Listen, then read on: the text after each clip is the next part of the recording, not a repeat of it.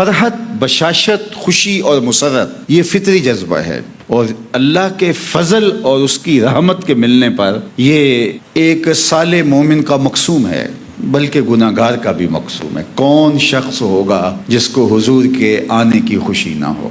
جو فل یفرحو کا حکم ہے، اس میں فرحت کو عام رکھا گیا ہے۔ اب وہ فرحت کا اظہار کیسے کرنا ہے، یہ ہر شخص کے ذوق پہ چھوڑ دیا گیا ہے۔ کوئی روزہ رکھ کے فرحت کا اظہار کرتا ہے، کوئی کھانا بانٹ کے فرحت کا اظہار کرتا ہے، کوئی خشک راشن دینا چاہتا ہے، کچھ لباس بانٹتا ہے برہنہ بدن کو، غربا کو، کوئی چراغاں کرتا ہے، کوئی محفل کا انعقاد کرتا ہے، کوئی عقیدتوں کے رنگ میں ڈھل کے ذوق و شوق سے نعرے لگاتا ہے۔ ہر شخص کا اظہار فرحت کا سلیقہ اور اس کا جبلی، طبی اور فطری رجحان اور ذوق الگ الگ ہے۔ آپ غربا و مساکین کو راشن بانٹیں، آپ اللہ کے حضور شکر کے سجدے کریں، سب مروج ہے۔ اللہ کے محبوب تشریف فرما ہوئے مجمع اصحاب میں مسجد نبوی کا ایک کونا تھا، اور وہ ایک مجلس برپا کیے ہوئے تھے۔ حجرہ انور سے نکلے اور ان سے پوچھا ما اجلسکم، تمہیں کس چیز نے بٹھایا ہے؟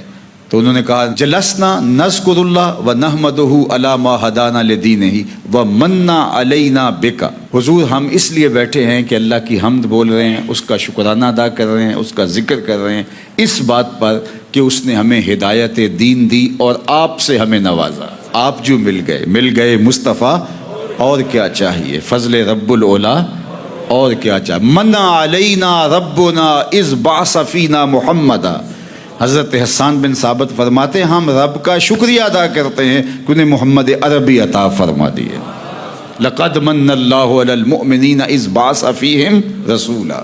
اللہ اکبر، یہ اس کا کرم ہے۔ نبیوں نے آرزویں کی ہے، میں نے کتب میں پڑھا ہے 12 پیغمبروں نے حضور کی امت میں ہونے کی آرزو کی ہے۔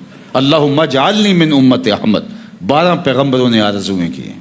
زمانہ منتظر تھا، دنیا انتظار کر رہی تھی۔ عرب کے ریگزاروں میں دبی ہوئی معصوم بچیاں آنکھوں میں اشکوں کے کشکول سجائے دست بدعا تھیں کہ مالک وہ مسیحا کب آئے گا۔ اللہ اکبر، بیواؤں کی چیخیں اور یتیموں کی سسکیاں اور آہیں جب عرش معلیٰ سے ٹکرائیں، اللہ کو دکھی انسانیت پہ رحم آ گیا۔ بصد انداز یکتائی بغایت شان زیبائی، امی بن کر امانت آمنہ کی گود میں آئی۔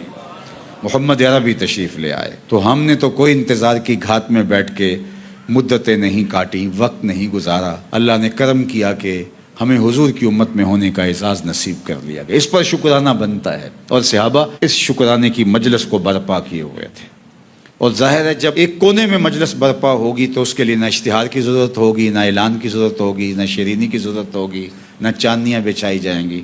ابھی اختتام ہوتا ہے جمعۃ المبارک کا، تو 10 آدمی کسی کونے میں بیٹھ جاتے ہیں تو ختم، محفل ہو گئی۔ لیکن اب آپ نے اگر کوئی 200 آدمیوں کو بلانا ہے، 600 لوگوں کو بلانا ہے، 1000 کا اجتماع کرنا ہے، تو پھر یہ اس حجم کا تقاضا ہے کہ آپ اشتہار بنوا رہے ہیں، اس بڑے اجتماع کی اجتماعیت کا تقاضا ہے کہ آپ اس کے لیے چاندنیاں بچھا رہے ہیں، اس کے لیے آپ جو ہے وہ ساؤنڈ سسٹم لگا رہے ہیں۔ تو اصل روح کیا ہے کہ آپ ذکر کی مجلس کو برپا کرنا چاہتے ہیں۔ اگر گھر میں آپ بچوں میں بیٹھ کے برپا کر لیں گے تو آپ کو کسی اشتہار کی ضرورت نہیں ہوگی، وہی چادر بچھائیں گے یا مصلی پہ بیٹھے بیٹھے اطراف میں بچے بیٹھ جائیں گے، حضور کا ذکر ہو جائے گا۔ نہ کسی خطیب کی ضرورت، نہ کسی قاری اور نہ کسی نعت خواں کی ضرورت۔ لیکن اگر زیادہ لوگوں کا ہجوم ہے تو یہ سارے تقاضے ہوں گے، اور میں سمجھتا ہوں کہ ان تقاضوں کو پورا کرتے ہوئے اگر ہم آداب کو اور جو اصل روح ہے اس روح کے تقاضوں کو ضائع نہ ہونے دیں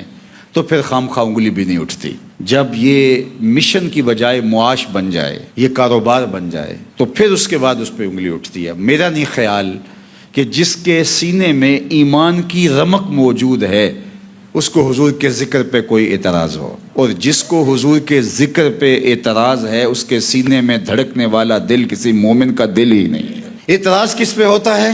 جو ایسی چیزیں ہوتی ہیں جو شریعت جن کی اجازت نہیں دیتی۔ اللہ اکبر۔ ہاں اگر اس کو بہانہ بنا کے اصل کو روکنے کی کوشش کی جائے تو یہ ایک دوسری چیز ہے۔ اگر مرور زمانہ کے ساتھ کچھ خرابیاں آ گئی ہیں، معاش بن گیا ہے یہ مقدس مشن، تو پھر ہمیں تنقی کی ضرورت ہے، صفائی کی ضرورت ہے. وہ اگر ہم کریں گے تو پھر ایک خوبصورت شکل نکلے گی، اور الحمدللہ ادارت المصطفیٰ نے اس کی شعوری کوشش کی ہے اور جس کا نتیجہ پایا ہے. ایسے لوگ جو معترض ہیں وہ ہماری مجالس کے اندر آ کے بیٹھتے ہیں اور وہ کہتے ہیں اگر یہ مجلس میلاد ہے تو ہمیں کوئی اعتراض اس پہ نہیں ہے.